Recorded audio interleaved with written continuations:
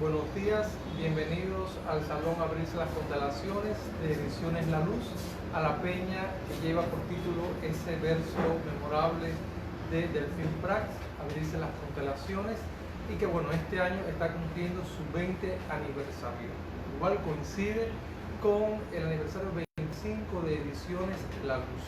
Hemos querido hacer de esta peña lo que queda de año algo diferente, porque los amigos que habitualmente nos siguen saben que este espacio está pensado realmente para la presentación de novedades editoriales. Sin embargo, aprovechando esos números redondos, el 20 y el 25, además también el 35 de la Asociación Hermanos Saiz en Holguín, hemos querido hacer una peña diferente. ¿En qué consiste? Bueno, para los que todavía no se han enterado, consiste en traer autores, diseñadores, editores que han estado involucrados con el trabajo de Ediciones La Luz durante estos 25 años. Me parece que es el momento oportuno para poder dialogar, compartir con varios de estas personas que han estado vinculados a una historia de un cuarto de siglo, que comparado con la edad cósmica es bien poco, pero son 25 años de nuestras vidas que valoramos y debemos apreciar en su justo valor.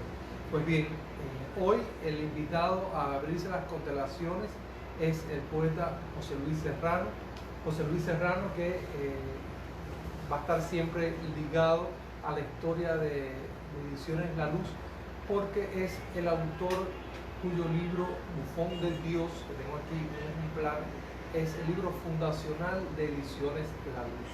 Este libro, con una hechura discreta, en el sentido de que eran libros hechos en una impresión directa en plomo, que tenían 1000 limitaciones, además el trabajo de diseño, de edición, fue el primer libro que Ediciones La Luz aporta al ámbito literario cubano.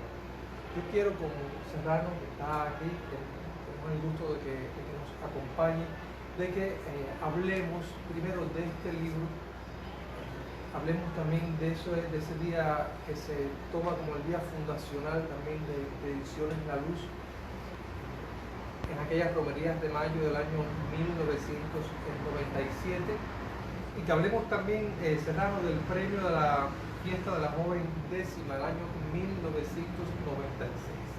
Algunos seguramente han podido ya ver un documental que se grabó para el aniversario 15 de Ediciones La Luz, que se llama Así comenzó esta historia, con los realizadores Rubén Ricardo y Yaité Luque, fueron los realizadores de ese documental.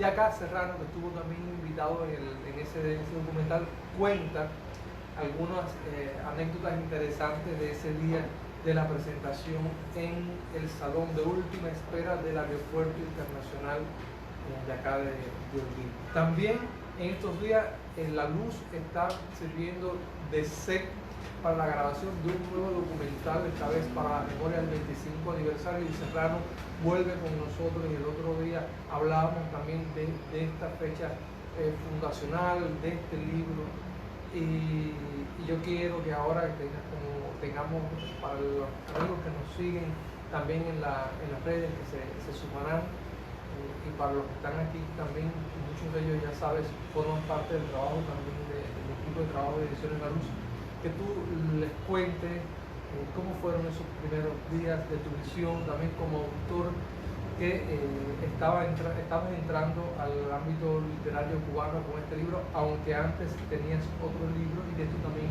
me gustaría que hablaras, porque es un libro que no escribes tú solo, sino acompañado también de Romero González, si no me fallo ahora la memoria. Entonces, vamos, si quieres, comenzamos por acá, por ese libro publicado escrito a cuatro manos con Romero González, y después ya llegamos a Bufón de Dios. Y ese título, que además es mío en lo personal, tú lo sabes, me encanta porque hace alusión a otro poeta que yo admiro y quiero muchísimo. Se habla de aniversario, 25 años del espacio Abrirse las Constelaciones. 20 de Abrirse las Constelaciones, 20 y 25, ¿verdad? ¿Cierto? Pues bueno, yo tenía 26 años cuando salió este libro. para que tú veas cómo es el tiempo. Antes habíamos escrito a 4 manos un libro, Ronel y yo, llamado El mundo tiene la razón. Con ese libro ganamos el premio Cucarambé del año 1995. Yo siempre he sido muy meticuloso a la hora de plantearme la poesía, es decir, escribo lento. Hay quien piensa que escribo mucho porque cuando ves al cabo del tiempo aparecen libros y a veces son libros gruesos, pero el proceso de escritura mío es muy lento. ¿Qué te quiero decir? Que cuando surgió el concurso Fiesta de la Joven Décima, que se convocó una romería, es una cosa interesante también, porque yo digo que se hizo un concurso casi para mi libro, porque fue la única edición que tuvo ese concurso. Por alguna razón luego no se convocó más. También los impulsos romeros. ¿Que lo convocó la asociación o quién convoca? Sí, fue la asociación de Hermanos Saíz. Pero es de esos impulsos romeros que algunos continúan y otros perecen. Este pereció por alguna razón que no tengo clara. Pero igual me alegra, es decir, ser el ganador de un concurso, de una única edición. Entonces, cuando se convoca esto, yo tenía apenas, había escrito muy pocas décimas luego del libro que había ganado el Cucarambé, a 4 manos o a 2 manos, como se llama, con Ronel. Y entonces, las 35 décimas que yo tenía en aquel libro, las coloqué aquí y uní con las que ya tenía y armé Bufón de Dios, que viene a ser verdaderamente mi primer libro, porque este orgánicamente es mi primer libro. Aunque tenía la experiencia del libro anterior a 4 manos con Ronel, esos poemas adquirieron en este libro otras connotaciones, un diálogo que es distinto y fue el punto de partida de todo mi andar en la poesía, que ya son unos cuantos años. Bueno, estaba mirando acá en la página legal del libro, dice que la edición y el diseño es de Isel Romero y la corrección de Jordi Verón. Y la producción, cosa que ya no se pone en los libros, a menos no lo que hacemos nosotros, yo creo que hay ninguna editorial con esto, dice HS Cienfuegos y Holguín. Esto aquí es importante porque hay un detalle, este libro llega gracias a la coedición con Reina del Mar Editores. Reina del Mar Editores, que es otra editorial de la Asociación Hermanos Saíz, pero en la provincia de Cienfuegos.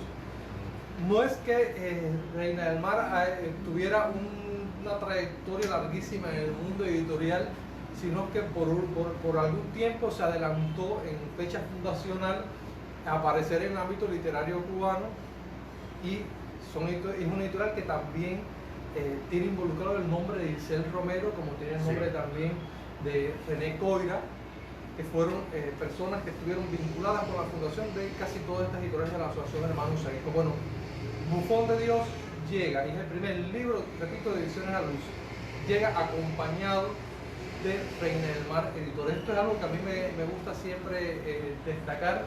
Algunas editoriales como que prefieren tener un cierto protagonismo y darle de lado a posibles colaboraciones o coediciones, pero a mí me parece hermoso realmente que el primer libro de Ediciones La Luz haya llegado de una colaboración de una editorial también de la Asociación Hermanos Saíz.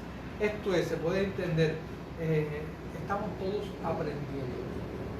aprendiendo a hacer libros, y eso es lo que yo pienso que ocurría sobre todo en esos años iniciales de todas las editoriales de la Asociación Hermanos Saíz.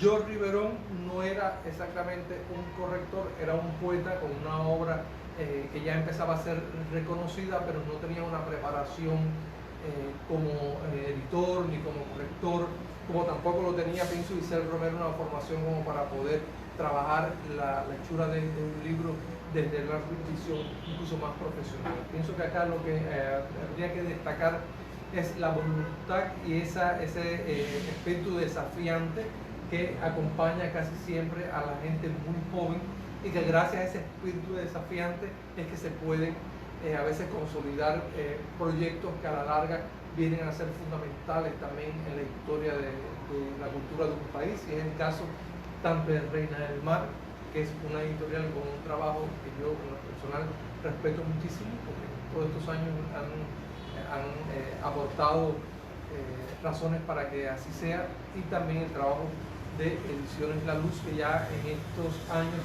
hace el proceso inverso, ayudar a otros proyectos editoriales que puedan necesitar de la colaboración de una editorial. Entonces, Bufón de Dios, este ejemplar sencillito, así como ustedes lo ven, dice en Serrano que llega a Holguín terminando las romerías de mayo, porque una de las características que siempre ha acompañado a las romerías de mayo es casi, vamos a decir, la imprecisión en materia de horarios y de fechas.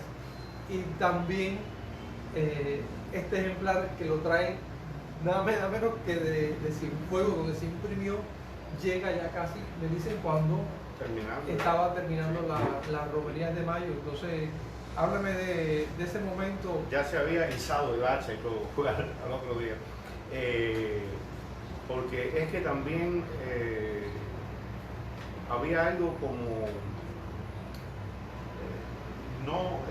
no era expedito el camino para la elaboración de los libros. Yo recuerdo que cuando se hizo la reimpresión del libro, porque el primero tuvo unas cuantas erratas, en fin, por la premura esa, allá estaba George Riverón en Cienfuegos, y trajo el libro, el que se presentó tenía un montón de erratas. Y luego me invitaron a Cienfuegos para que yo viera el proceso en sí y para que hiciera algunas lecturas y tal. Y cuando estuve con Isel en el sitio, me dice, en la imprenta me dice, espérate, no, ahora no podemos ir, tenemos que ir a la noche, porque es que ahora, bueno, yo digo, bueno, la imprenta está haciendo otras cosas. Y por la noche había que saltar, porque había un candado, una reja, y era como meterse como bandido, era furtivo, y saltar por encima, cuando en aquel momento yo podía saltar aquella reja, si ya será ahora no puedo. Saltábamos allá, saltamos, Isel, Cifredo Ariel, que quería ver la imprenta porque era un hombre muy enamorado de las tipografías y las cosas. Y entonces allí en una noche vi cómo con el linotipo y cómo se hacía aquello, los plomos, en fin, cómo se armaba la caja tipográfica. Vaya, un proceso mágico, verdaderamente. Y lo que me decías de la presentación, cuando se presenta que tenía las tantas erratas y tal, fue muy hermoso de todas formas, porque se hizo siempre decimos el salón de última espera, pero no es el salón de última espera, porque al salón de última espera de un aeropuerto no puede entrar todo el mundo. Lo que pasa es que donde ahora es el salón de última espera del aeropuerto, de la terminal nacional, antes era un restaurante. Y entonces luego de un copioso almuerzo presentamos el libro allí. Estaba entre el público Alberto Tosca. Siempre recuerdo esto y siempre lo digo porque es un trovador que admiro profundamente, y cantó 2 canciones, Sembrando para ti, y que en algún momento esas canciones vamos a tener que recuperarlas, ponerlas en espacios como este, ¿no? Sembrando para ti y Paria, canciones magníficas, ¿no? Y entonces allí el libro se distribuyó gratuitamente. Es algo que ha tenido este libro, porque luego en el aniversario 15 se hizo esta edición ya mucho más hermosa, pero bueno, para mí son las dos entrañables, y también se distribuyó de forma gratuita. Fíjate que ya es algo que yo pienso, digo, en un futuro, si hiciéramos una edición de este libro, me encantaría igual hacer una edición pequeña, bien limitada, y regalarlo. Es decir, el Bufón se regala, nunca, no se vende. Y lo bonito es que al cabo de los años, este libro me ha traído muchísimas alegrías, porque de esa manera así, que uno no sabe, el libro camina por todo el país y de pronto personas en los sitios más inesperados me han dicho, bueno, yo leí el libro, y digo, bueno, ese libro nunca estuvo en librería. Tengo esas referencias y esas muchísimas anécdotas entrañables a partir de este libro. Ya, oye, Serrano, también el título, yo te decía ahorita que responde a un verso de Gastón Vaquero, que a mí en lo particular, Vaquero, tú lo sabes, es uno de mis poetas amados, y aquí en Ediciones La Luz ha tenido la edición monumental de 2 volúmenes dedicados a su obra, tanto de ensayo como de poesía. Serrano, ¿cómo llega a esos años la poesía de Vaquero a la generación tuya? Porque todavía ahí la obra de Vaquero no era tan conocida por los poetas contemporáneos contigo. ¿Cómo llega porque es que hay dentro de los origenistas hay 2 poetas, vamos a decir, malditos. Uno es Gastón Vaquero y el otro es Lorenzo García Vega, 2 personas que viven en el exterior. En España vivieron los 2, bueno, Vaquero todo el tiempo, pero Lorenzo estuvo también en España una buena parte de su exilio, ¿no? La poesía de Lorenzo García Vega se ha conocido mucho más recientemente, pero Vaquero en aquel minuto era simple y llanamente imposible de encontrar, porque no había internet, por lo tanto no hay manera de busqué y descargué un poema o descargué un libro. Yo recuerdo que mi primer encuentro o mi encontronazo, porque fue un encontronazo, con la poesía de Vaquero fue en una antología de poesía latinoamericana hecha en México, y ahí me encontré palabras escritas en la arena por un inocente.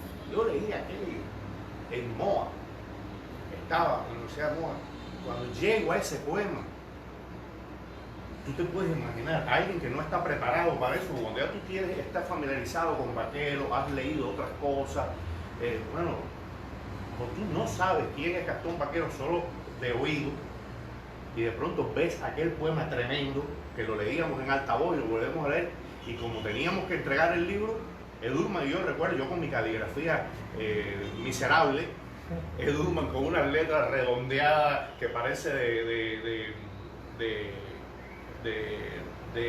hacedor de cómics, qué sé yo, una caligrafía espléndida, mía, horrible, pero se cansaba, ¿no? Porque es un poema, un texto largo. Y diría, bueno, pasan, y yo continuaba escribiendo, y así logramos tener el texto, primero ese manuscrito, después yo en una máquina de escribir lo saqué, y ahí es que Ronel conoce el poema, porque se lo traje y dice, cosa más tremenda en este poema, y ese manuscrito mío circuló entre amigos. Luego recuerdo que no sé si era George Riverón o quién se hizo de un ejemplar de Poemas Invisibles, que lo leímos todos los poetas de Holguín. Ese libro circuló de mano en mano, había que forrarlo, era una cosita así como que no por temor a nada, sino por el temor de que la gente te lo pide y todo el mundo quería leerlo, ¿no? Y entonces de ahí salió el título del libro. Ese deslumbramiento. De ese deslumbramiento, porque hay un verso de Vaquero que dice, bufón de Dios, poeta. Bufón de Dios, poeta. Y se me ocurrió que era el título perfecto para mi libro, ¿no? Además tiene que ver conmigo. Soy un poco... A mí me gusta verme como un bufón también, porque creo que el ejercicio bufonesco es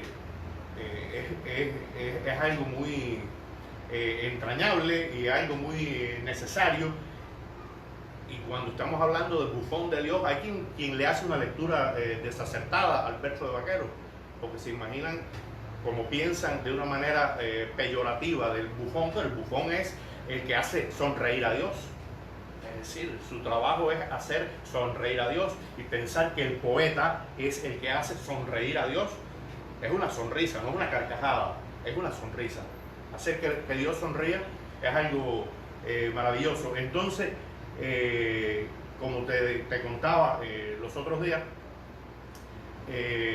Me gusta pensar que ese título, que fuera Bufón de Dios, es como un augurio, esas concatenaciones de la poesía, que fuera justamente Ediciones La Luz, con este libro que tiene un verso de Vaquero por título, que fuera precisamente Ediciones La Luz quien hiciera ese acto de justicia poética tan estimable, que es publicar la poesía completa de Vaquero, y bueno, y parte de su obra ensayística, que también es fundamental, porque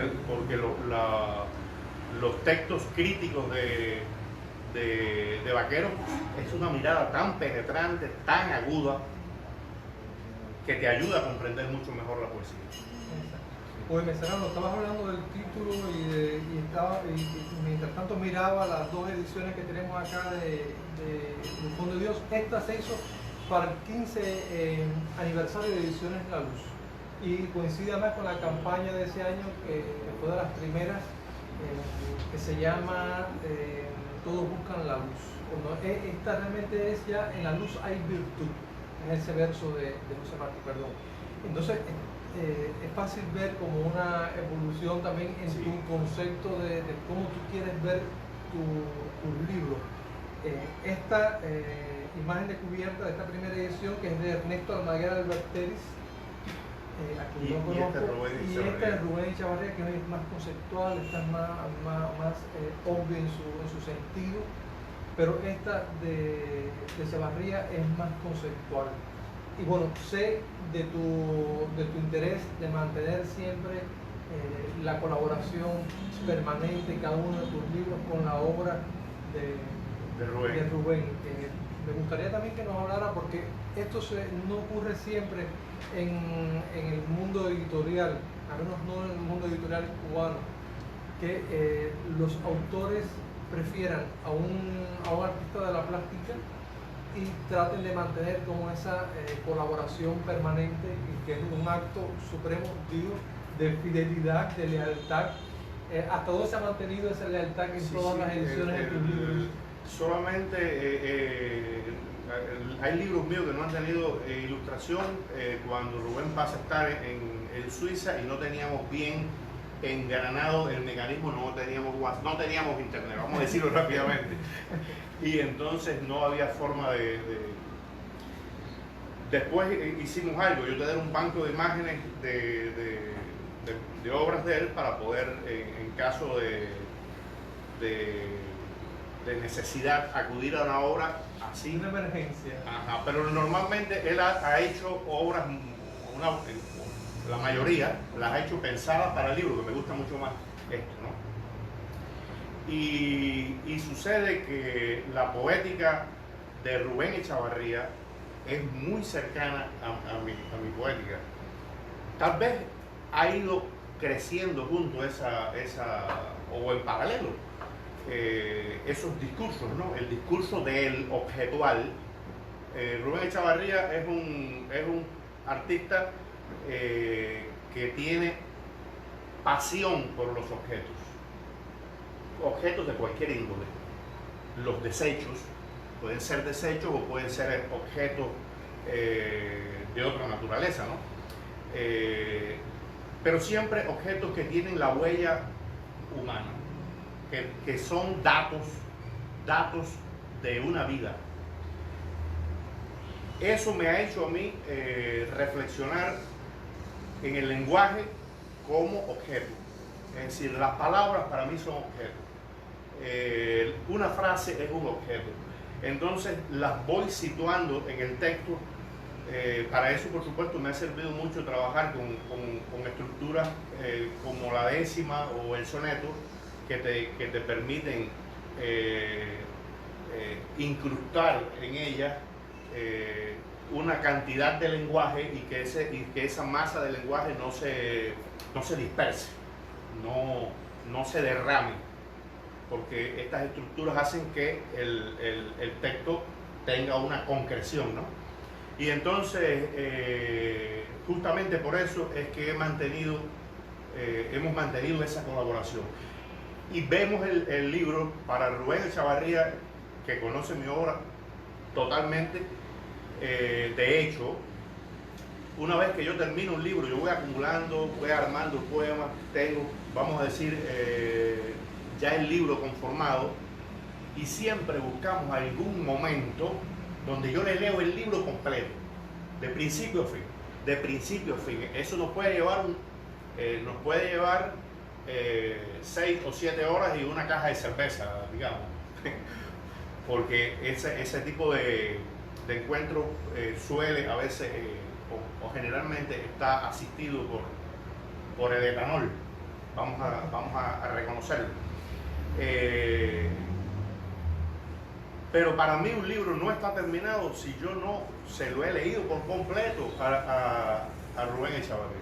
Y él me dice siempre alguna cosa, concho, mira esta palabra, este poema, porque tiene, como lo mira desde ese punto de vista objetual, él dice, concho, esta palabra ahí. Pero lo que me gusta es que no mira el texto como un sentido, ¿no? como significación, sino como objeto. Es decir, de esa manera es que yo miro la poesía, y ahí se refleja la obra literaria en esa obra de Rubén Echavarría, que quien acceda al discurso visual o plástico de Rubén Echavarría puede tener una idea clara de cuáles son mis intenciones con la palabra poética. Claro, la palabra poética que empieza a aparecer en tu vida impresa con estas ediciones, pero ya desde tus años universitarios tú comenzaste a escribir poesía. En los años universitarios, además en el Instituto Superior Metalúrgico de Moa, estudiando ingeniería además. Sí.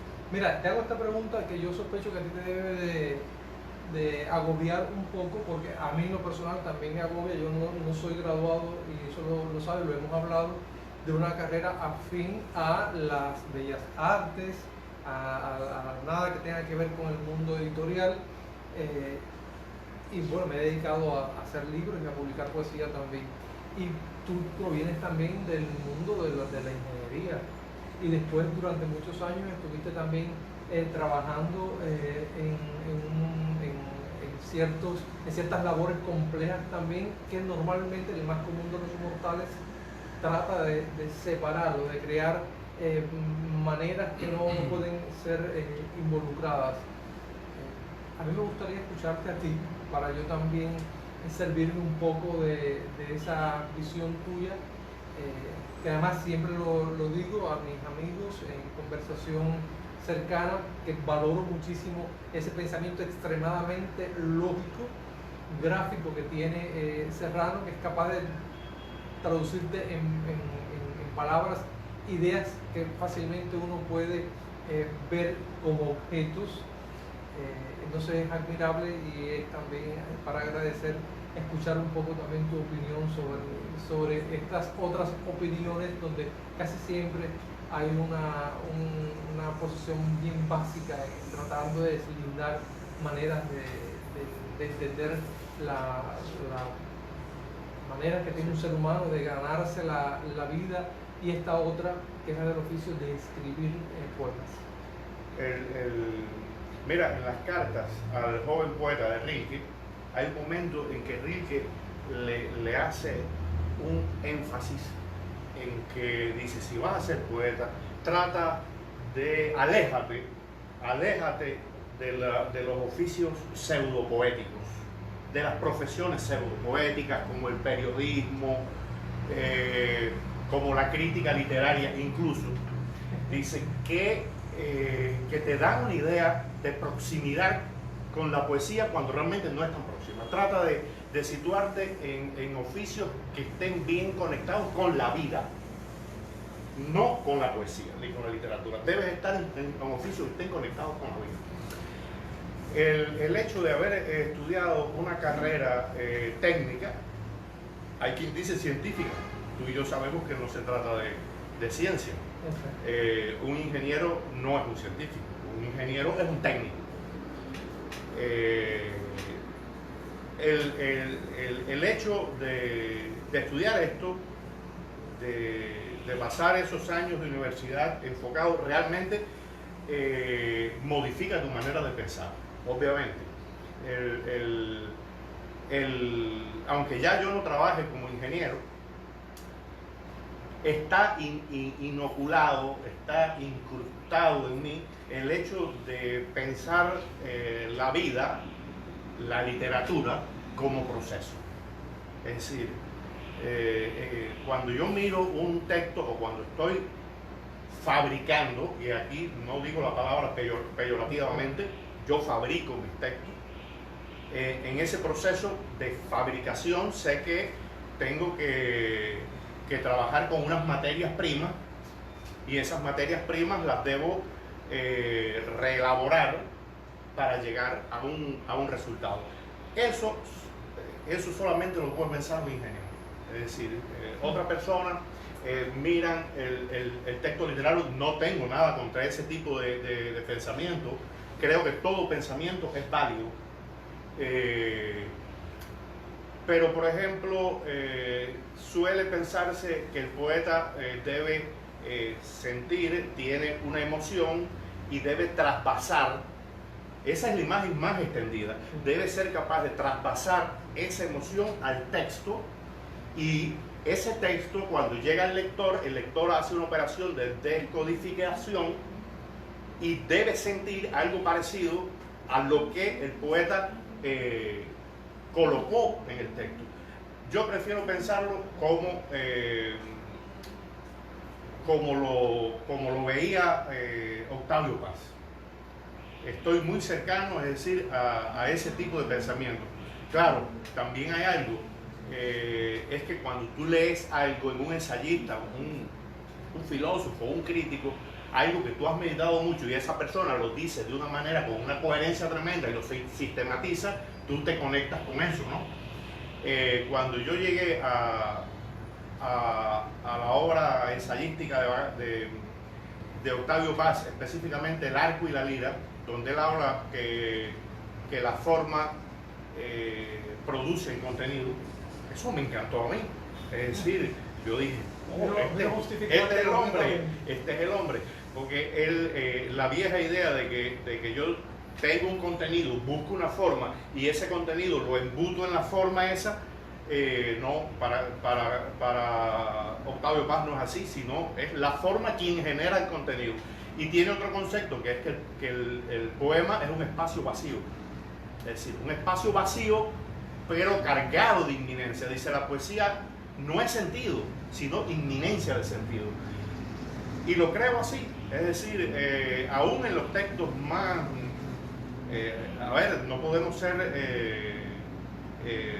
reaccionarios a la idea de que la poesía signifique, de que la poesía emocione. La poesía, claro que significa y claro que emociona. Lo que pasa es que el poeta, y muchas veces es uno de los graves errores de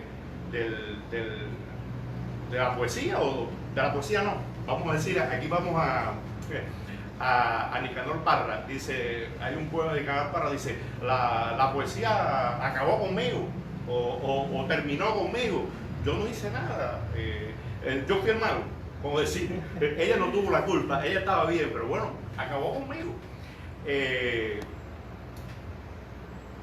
La idea sería esa, para mí el ideal de poesía sería conseguir un texto que emocione, que signifique, pero dejar que la poesía trabaje, porque muchas veces maniatamos a la poesía, es decir, se le ponen tantas trabas para tú direccionarla, para que vaya enfocada en un sentido muy específico, y entonces el texto termina anulándose a sí mismo. Es lo que ocurre. Pero bueno, volviendo a la idea de los oficios supuestamente alejados de la poesía, yo no creo que ningún oficio esté alejado de la poesía.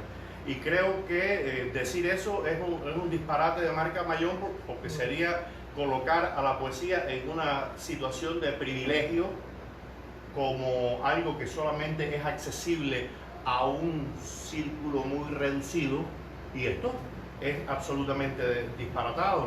A la poesía tiene acceso todo el mundo. Mis poemas, que yo supongo a veces herméticos. De pronto te voy a hacer una anécdota que es muy gráfica, muy elocuente, no vamos a decir gráfica. Estuve leyendo en un lugar y de pronto el operador de audio, la persona que menos esperaba yo, de pronto viene y me dice: oye, me encantaron tus poemas, me encantaron, qué bueno. Yo digo, bueno, qué bien. Dice, no entendí nada, porque tiene una cantidad de palabras ahí que yo no conozco, pero me gustaron. Y yo digo, bueno, qué bien eso. Es decir, yo le digo, no te preocupes, porque no hay nada que entender. No hay nada que entender. Si te gustó, te tocó de alguna manera. Es decir, ¿cuál es el problema? La gente quiere muchas veces, y ese es un problema ya no del poeta, sino del lector, que un texto poético fracasa por cualquiera de los dos extremos. Una, porque el poeta lo puede hacer fracasar, o porque el lector lo hace fracasar. Y están los dos puntos. No hay poema si no hay lector. Y muchas veces el lector, por una enseñanza errónea, porque así se nos inculcó desde muy pequeño, la idea de qué quiso decir el autor. Yo siempre recuerdo esa frase. Yo espero que ya esté extirpada de la enseñanza de la literatura, pero creo que no, debe seguir así. ¿Qué quiso decir el autor? El mensaje de la obra. Mira, tú que estás en el mundo de las leyes, me gusta más la idea de Montesquieu del espíritu de las leyes. Es decir, está más cerca de la poesía eso. Es decir, la gente que está metida en una cosa como las leyes, una ley, una norma jurídica, sí tiene que ser, ahí no hay lugar para poesía. No me estés buscando poesía en una norma jurídica, porque podemos ir hacia la catástrofe. Sin embargo, Montesquieu descubre que hay un espíritu de las leyes, que las leyes tienen un plus, algo que no está escrito ahí, y que quienes van a hacer uso de esa norma tienen que ser capaces de comprender. Es decir, hay un plus, hay un excedente. ¿Por qué? Porque al final una ley es lenguaje, y ese excedente me atrevería a llamarle un poco que es la poesía que desprende esa norma jurídica. Entonces, la poesía está en todas partes. Cuando me refiero a poesía como escritura, porque también me aturde el hecho de que todo es poesía, porque caballero, poesía es una puesta de sol. ¿Quieres algo? O la luna en un lago. Oye, no me estés hablando, yo te estoy hablando de poema, de poesía.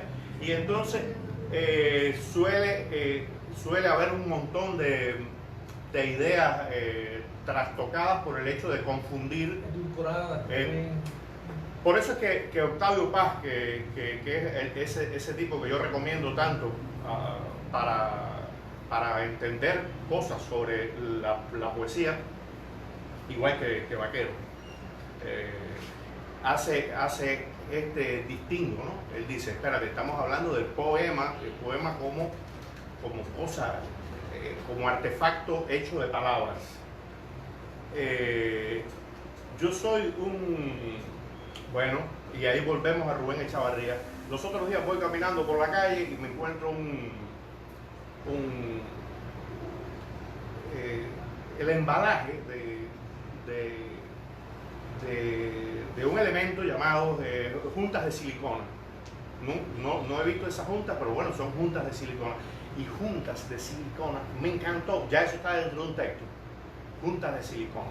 De pronto aparece en el momento en que el poema necesitó juntas de silicona.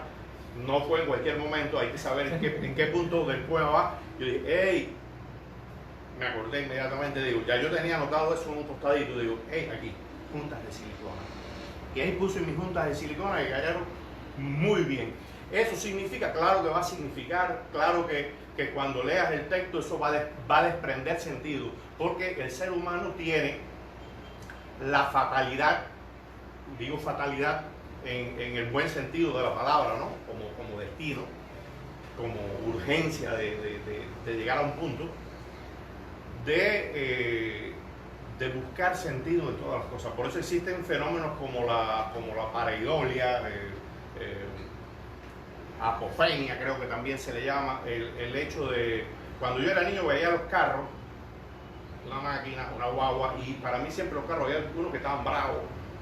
Todavía no existían las películas estas de los carritos, de Rayo McQueen y tal, pero siempre veía rostros yo, y todavía los veo una Yutong y yo digo, bueno, esa Yutong es una cosa seria, ¿no? Pero hay grúas que son simpáticas.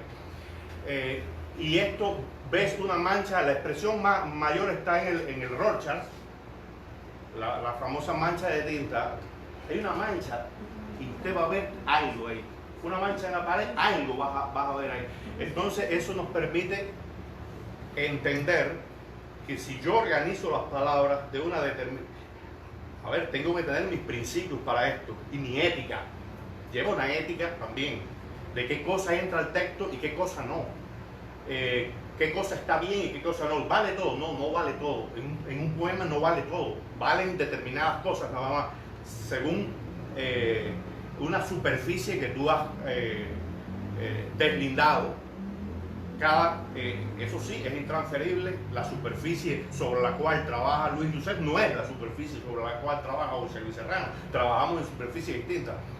Y son intransferibles. No puedes pasarle a un joven poeta, aquí tiene la página para que trabajes tu texto a la manera de José Luis Serrano o de Luis Josep. No es así. Pero lo que sí estoy claro es que el grave problema, y insisto en esto, es maniatar a la poesía, no dejarla trabajar. La poesía es superior a nosotros, nos excede, nos supera. Por lo tanto, uno tiene que saber en qué momento dejar que el texto avance por sí solo. Es decir, uno crea las condiciones para que la poesía ocurra o no. Ocurre o no, porque viene también el tema del lector. Si no hay una resonancia del otro lado, no se, vamos a decir, no se activó el poema. El poema puede estar, sí está hecho, está cumplido, está aquí, pero no está activado. Quien lo va a activar es el lector. Eso es así como lo vemos. Pues Serrano, siempre en las entrevistas que te hacen, siempre hablas de César Vallejo, siempre alguien se le ingenia para que hables también de César Vallejo, porque ahorita decías que el Bufón de Dios es resultado, al menos como título para tu libro, de un deslumbramiento con un poema colosal de Gastón Vaquero. Pero yo pienso que tu relación con la poética de César Vallejo va más allá del deslumbramiento, porque ya es una amistad que dura demasiados años. No sé cuánto tiempo también como buena amistad también habrás tenido tus enfados y tus alejamientos de la poética de César Vallejo. Y hay hasta quien asegura que tu manera también de romperse con el lenguaje, con ciertas estructuras, tiene que ver también con esa poética de César Vallejo. Esto a la vez también me hace pensar que tú ya no eres un autor que está publicando su primer libro, eres un autor que ya ha sumado muchísimos títulos a tu obra impresa, que tienen importantes premios también, y que es innegable que te has convertido para muchos autores jóvenes y no tan jóvenes en un referente, en una manera de hacer y en un contaminante también poderoso. ¿Cuánto de contaminante ha tenido para ti Vallejo y cuánto de contaminante tú sientes que eres también para otros poetas jóvenes? Sí, yo a veces no he sido buena influencia, o casi nunca, porque hay determinados tics en mi poesía, determinadas marcas, que muchas veces hay quien se apodera de esas marcas y traza una especie de constelación parecida al texto mío, pero no tienen los drivers que movilizan mi poesía, y entonces ocurren cosas nefastas, pero también cosas muy buenas, porque hay creo que lo mejor así en gente que yo he visto que me ha leído con determinada entusiasmo o como se le llame. Lo mejor que ha ocurrido es cuando yo veo que hay personas que le pierden miedo al lenguaje. Es decir, eso es lo mejor. Es decir, saber que en un texto puede entrar, ingresar cualquier registro de lenguaje, cualquier tipo de lenguaje. Ya te decía ahorita, hay una ética, hay cosas que van a entrar y cosas que no van a entrar en un texto. Pero en sí la palabra como materia, cualquier materia puede entrar en el texto. Y cuando yo veo poetas que me han leído y que de pronto avanzan con un desenfado absoluto, eso sí me llena de alegría, ¿no? Entonces Vallejo, César Vallejo, es un poeta al cual yo vuelvo una y otra vez. Es inagotable realmente, ¿no? Y qué es lo bárbaro que tiene, y ahí es donde uno descubre, concho, la poesía existe. Es cuando tú vuelves a un texto, pasan unos años. Hay temporadas, no sé, a veces pasan 2, 3 años en que yo no leo un poema de Vallejo. Hay tiempos en que lo leo más a menudo, aunque bueno, lo tengo incorporado, está en mí.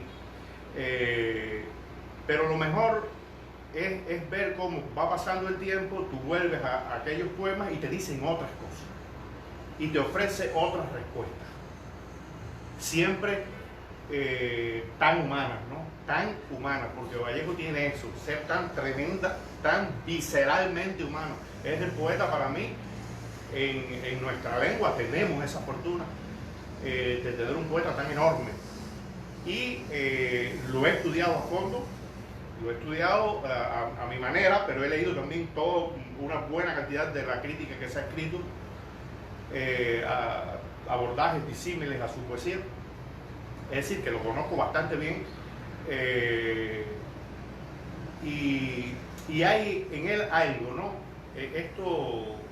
El crítico peruano Julio Ortega, que es uno de los que se aproxima más, así, que te hace una lectura de Vallejo más penetrante. Él dice, así textualmente, dice, en Vallejo las palabras parecen arder en el lenguaje. Y es que Vallejo trabaja el lenguaje por su poder de connotación.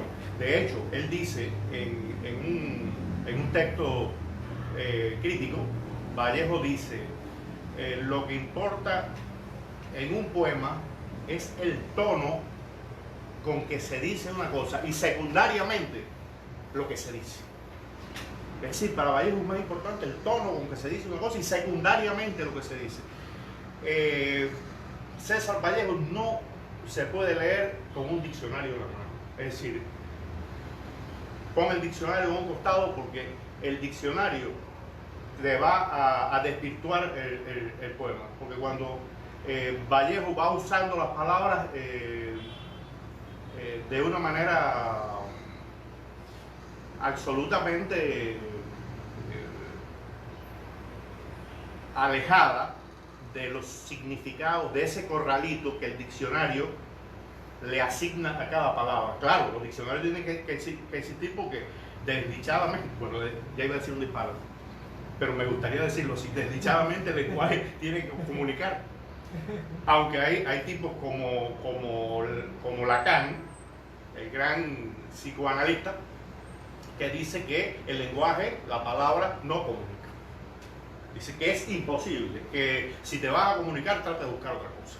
¿Entiendes? Un abrazo, o haz el amor, formas de comunicación que son mucho más eficaces, mucho más efectivas. O Paulo Leminski, el poeta brasileño, que decía, escribo y produzco nubes de equívocos.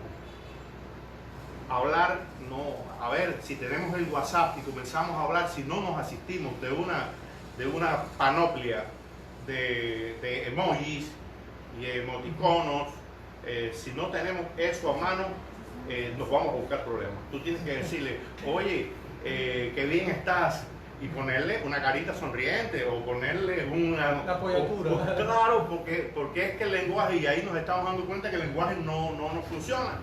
Hay que reforzarlo con otro tipo de gestualidad, exacto. Entonces, César Vallejo justamente trabaja con el lenguaje así, a contrapelo, de una forma en que logra que las palabras digan algo más, porque es uno de los grandes problemas que tiene el lenguaje, que tiene un remanente siempre. Las palabras dicen lo que el diccionario, pero tiene un exceso, tiene un plus, y ahí es donde se produce la poesía.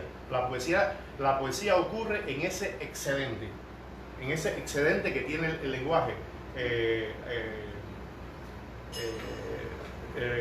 Jacobson, el lingüista ruso, le llamaba eso la función poética del lenguaje.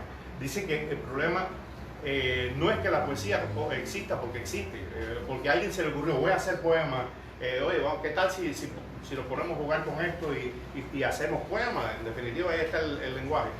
No, él dice que la poesía es una propiedad de la lengua, una función que tiene la lengua, que es la función poética del lenguaje. Es decir, no hay de otra, tiene que haber poesía, no la puedes liquidar. Bueno, a lo mejor un día va a desaparecer la poesía, porque en estos tiempos de miseria la poesía no va a desaparecer, porque tendría que desaparecer el ser humano. Bueno, cuando desaparezca el último hombre,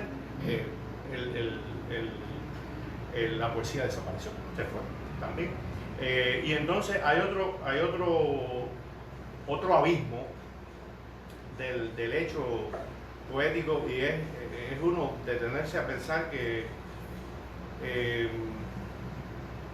esa necesidad que tiene todo ser humano de expresión poética, pero cuando digo expresión poética me refiero a palabras. Si ustedes se fijan,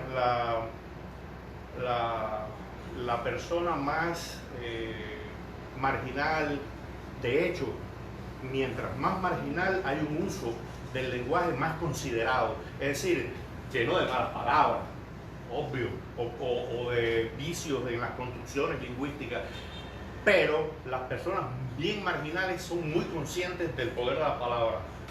Y dice, fíjate lo que tú me estás diciendo, te lo voy a decir. Es decir, esos negrones de Santiago de Cuba, digo de Santiago, pudiera ser de cualquier otro lugar, pero me refiero al nahue, porque es una tipología de santiaguera. Son muy finos, es decir, a la hora de expresarse, porque sabe que el lenguaje puede ser problemático.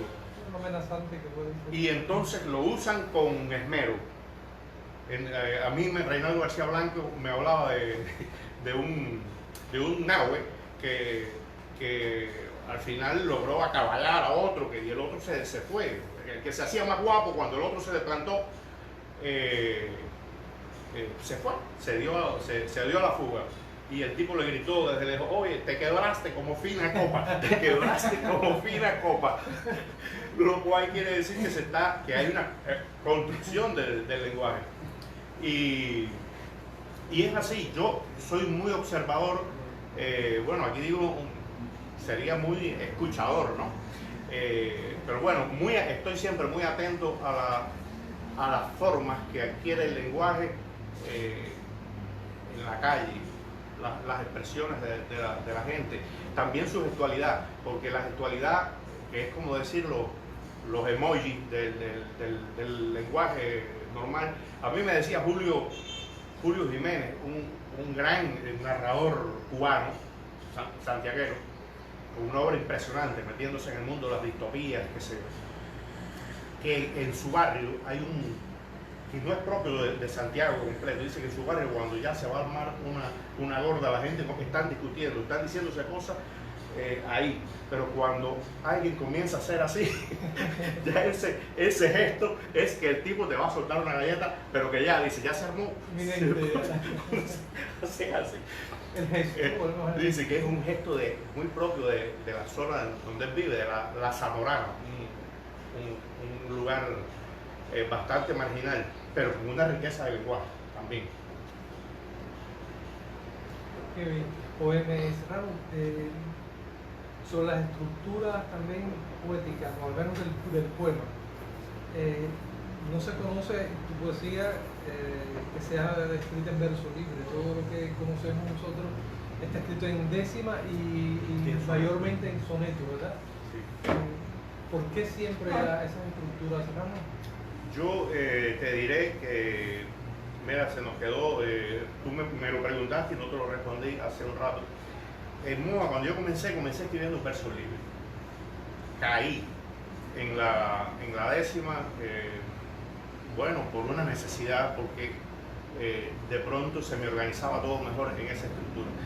Mira, ahora, escuchándome hablar tú, ahí te percatarás que tengo una tendencia a la entropía muy grande. Es decir, no puedo expresarme dentro de una coherencia, dentro de un marco muy específico como esta gente que habla así y tú puedes copiar lo que dijeron, nada más transcribe y ya eso está escrito y publíquese. Mi pensamiento, mi manera de hablar tiende a generar bucles donde regreso sobre lo mismo, donde me alejo, donde no completo algunas secuencias gramaticales que se quedan abiertas. Así funciona mi manera de pensar y mi manera de expresarme. Es así. Entonces, ¿qué encontré en las formas estas cerradas, como el soneto y la décima? Ahora mayormente el soneto, porque el soneto lo he acomodado a mí y le he hecho algunos ajustes para que me pueda ser útil verdaderamente. Estos soportes me organizan ese caos. Ese caos adquiere una consistencia. No deja de ser caótico, pero adquiere una consistencia monolítica. Es decir, tú puedes decir de un poema mío que incluso que está malo, que no te gusta, que está malo, que es un disparate, todo eso lo puedes decir, pero no puedes decir que está mal construido, no puedes decir que suena mal, porque mal no suena. De hecho, diría que suena espléndidamente bien. ¿Por qué? Porque la estructura me lo permite. El hecho de que suene maravillosamente bien, y eso lo puedo decir, puedo hablar así con el ego de los reggaetoneros. Hacer un disco, este disco sí va a estar pegado, tiene unos temas muy buenos. Y es porque todo lo que de bueno puede haber en mi escritura, que es el sonido sobre todo, a nivel de sonido que sé que suenan bien esos textos, está en que me he dedicado a aprender utilizar una estructura que ya estaba ahí y curiosamente el soneto, la décima no, la décima es de la lengua española porque está escrita, de hecho está montada en el octosílabo, que es el metro fundamental. La sección áurea de la lengua española es el octosílabo, no el endecasílabo. El endecasílabo se importó. Y te decía que he aprendido a utilizar esa estructura, y esa estructura me garantiza que, bueno, si la poesía ocurre o no, ya eso no es mi problema. Pero por lo menos algo que yo sí puedo garantizar, que es el sonido va a estar bien, porque el soneto es un cristal, es de una perfección rigurosa. Entonces, si tú aprendes a utilizarlo, ya tienes ganada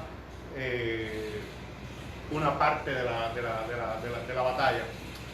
La gente cree, se suele pensar que es más difícil escribir un soneto que escribir verso libre. Escribir verso libre es mucho más difícil, porque la poesía tiene que tener ritmo, tiene que haber un ritmo.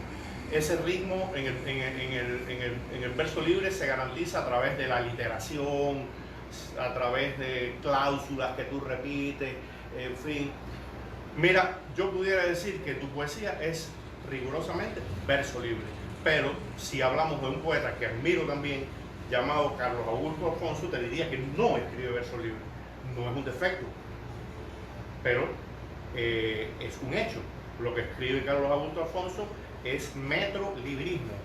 Es decir, él escribe prácticamente montado sobre el endecasílabo, sobre el alejandrino, sobre el heptasílabo. Es decir, es una poesía métrica, no es verso libre, porque el verso libre no puede ser métrico.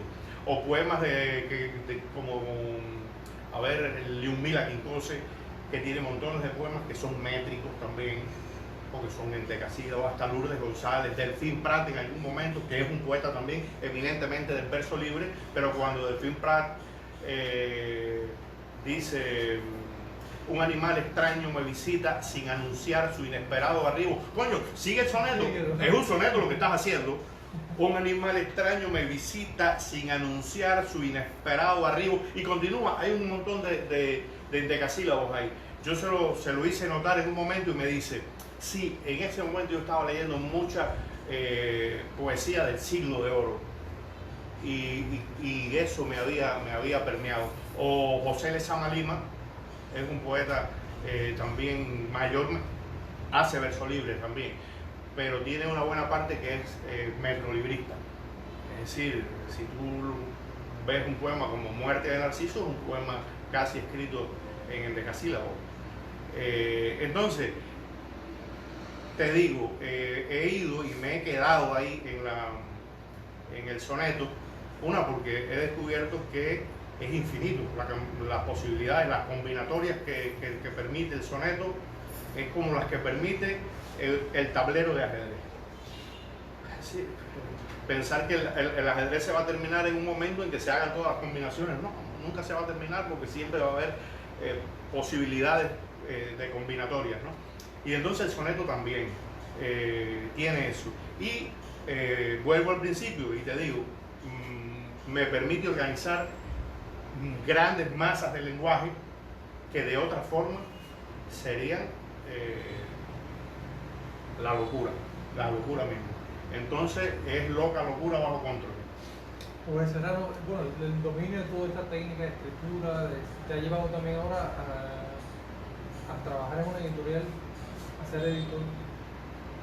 Nada que ver ya con aquellos trabajos que se consideran tan alejados de la vida de un poeta, y peligrosamente te has adentrado en ese oficio donde a veces también nos obliga a darle un poco la espalda a lo que nosotros escribimos también como autores.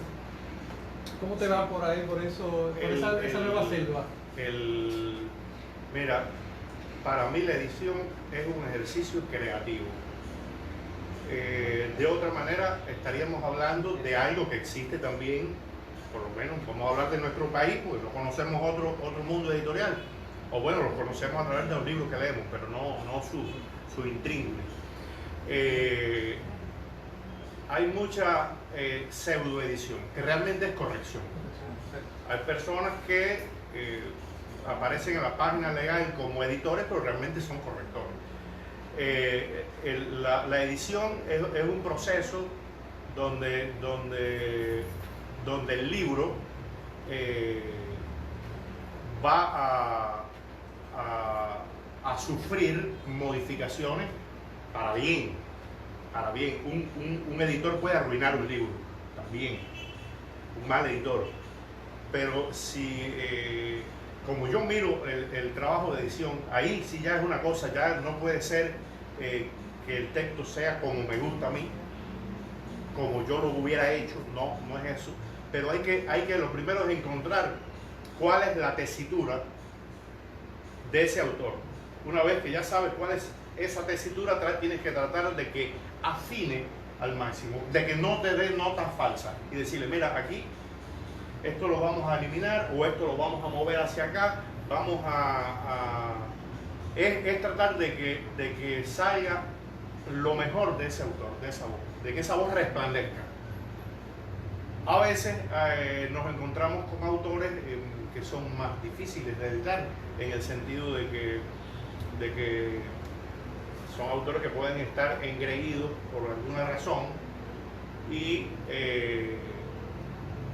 se contraigan, como dice, tienes que, si te van a poner la inyección, tienes que aflojar el glúteo para que no te duela, para que no se te produzca una lesión. Entonces, en el trabajo de edición se aprende mucho, se aprende muchísimo porque es un intercambio, y en ese intercambio uno está obligado a meterse en otro proceso creativo. Es una fortuna editar un libro, es una suerte enorme en el hecho de que te vas a meter en otro proceso creativo, donde ese autor te va a decir el por qué o hacia dónde quiere o cómo quiere que funcione el texto. Tú lo vas a ayudar a que ese texto funcione de una manera óptima. Esa es la idea, ese es el pacto. Y en ese trabajo uno sale ganando también. Por supuesto que el autor gana porque su texto se enriquece, pero uno también gana porque de pronto comprendes cómo funcionan otros procesos. Y al final, no estoy hablando de que vas a coger estas herramientas de un autor y usarlas para beneficio propio, pero que incluso pudiera ocurrir. No tengo ningún problema con eso. Pero te da una perspectiva distinta del hecho literario, una perspectiva radicalmente distinta. Te enseña a leer distinto. Es decir, quien edita libros ya no puede leer de la misma manera. Ya no vas a percibir un libro de la misma forma. Es decir, ya no es una mirada ingenua, es una mirada mucho más perspicaz, mucho más... no me gusta utilizar el término contaminación, pero bueno, vamos a decir que contaminada benignamente, una contaminación positiva, si eso fuera posible. Pues ya una vez que estás ya en el mundo editorial, antes comenzaste también a trabajar en la promoción de la poesía. Y esta es una palabra que también a algunos se asustan cuando se habla del promotor de literatura, el promotor de la poesía, porque ya creaste y lo estuviste haciendo durante mucho tiempo, una peña literaria que lleva por nombre Elogio de la Locura, exactamente. Y ahora, en los últimos años también, estás haciendo, ya no con ese espacio presencial, porque creo que ya ese espacio no se ya, está haciendo. sí, y era muy desgastante. Es desgastante, exacto. Pero estás ahora también probando otras maneras de trabajar la promoción de la poesía, porque estás también haciendo una función de antologador. Sí. Y nada más y nada menos que estás antologando poesía de amor, según tengo entendido, ¿no? Sí. Ya trabajaste una antología de poemas escritos por hombres y ahora escrito por mujeres. Poesía de amor latinoamericana. Sí, ese trabajo de promover, a ver, eso se da en uno naturalmente. A ver, si uno conoce algo bueno, lo mínimo que puedo hacer es compartirlo. Por lo menos yo, si me leo un buen libro, quiero que lo lea alguien más siempre. Quiero que ese libro lo lea, si es posible, que lo lea todo el mundo, ¿no? Y entonces, aquello del Elogio de la Locura, que se recuerda como algo muy hermoso, y claro que lo fue, pero también era erosionante físicamente y mentalmente para mí, porque ese trabajo en la noche, esa nocturnidad, con las interferencias etílicas también, o con la asistencia, porque para poder sostener cosas así hay que estar loco o borracho, y yo loco no estaba en ese minuto. Sí, porque me refiero a públicos muy agresivos, donde tú tienes que tener un doping, para poder tú interactuar. Es decir, lleva ese doping, de otra manera no es posible. De hecho, me propusieron luego volver sobre ese espacio, y ya yo lo vi como una etapa cerrada, concluida y pasada. No, puro pasada. Como diría el film. Y bueno, ahora sí estamos en este otro tipo de promoción que tú decías, hacer antologías, por ejemplo. Hicimos una antología titulada Separados del Mundo, que es un verso de Jaime Sabines, y voy a confesar algo. Realmente lo que ocurrió es que era una poesía de amor, una antología de poesía de amor latinoamericano, y punto, sin apellido. La terminé, la cerré, se editó, se empaquetó, se imprimió y salió. Y al cabo del tiempo es que yo caigo en cuenta de que no hay mujeres ahí, ni una sola mujer en mi muestra de lo mejor, de los mejores cantos al amor escritos en Latinoamérica, ni una sola mujer. Y digo, Dios mío, esto es horrible. Inmediatamente hablé con Lourdes. Lourdes, aquí hay que, sin decirlo mucho, hay que hacer una hora de mujeres para que quede que primero se hizo esta parte y luego se hizo la otra. El descubrimiento ha sido, ya está preparada, ya está en vías de edición. Esta se titula Alguien tuvo que plantar un cerezo, que es un verso de Cristina Peri Rossi, magnífica poeta uruguaya. Y he descubierto a la larga que la poesía de amor escrita por mujeres es mucho más profunda que la escrita por hombres. ¿En qué sentido? En que el hombre inevitablemente objetualiza a la mujer, aun cuando la está cantando, aun cuando en los momentos en que quiere enaltecerla más, estás enalteciendo un objeto, algo que tú tienes que cuidar, algo que tú tienes que enaltecer, algo que tú tienes que poner en un lugarcito muy pero estás moviendo un bucarito con una flor y poniéndole, echándole agua. No, la poesía escrita por mujeres es distinta, porque dialoga de una manera mucho más equitativa, incluso en los momentos en que se plantea al hombre como un enemigo, como un sujeto antagónico, o cuando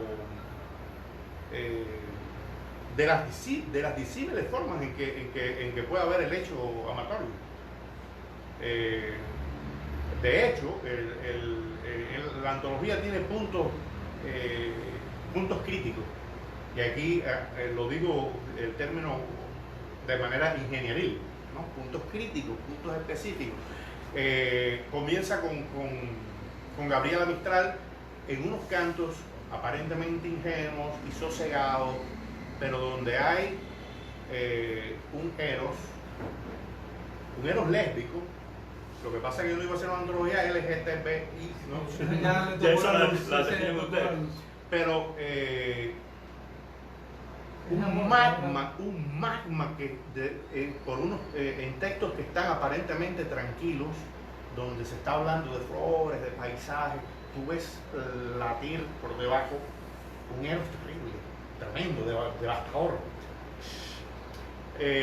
O tiene a Alejandra Pizarnik con una dimensión ya del eros patológica, porque en ella eros es Thanatos, y llega a ser una mirada bastante mórbida del hecho amatorio.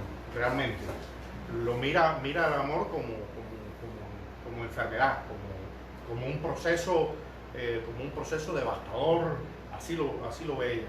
O vemos cómo se comporta el eros en una poeta tan fina como Fina García Merlos, una poeta tan delicada, pero que está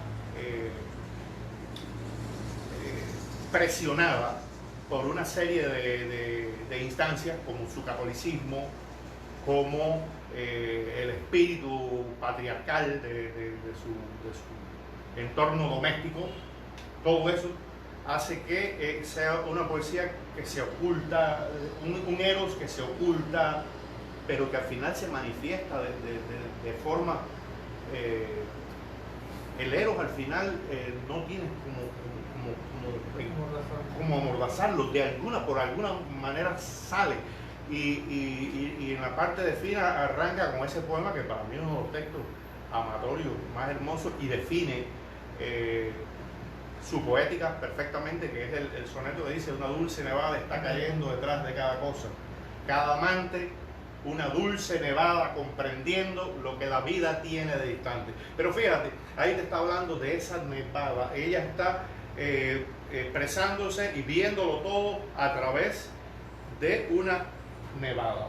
Es decir, hay un velo que oculta las cosas. Tú vas a ver una vibración, pero no vas a ver nunca directamente, nunca, en ningún momento. Y entonces,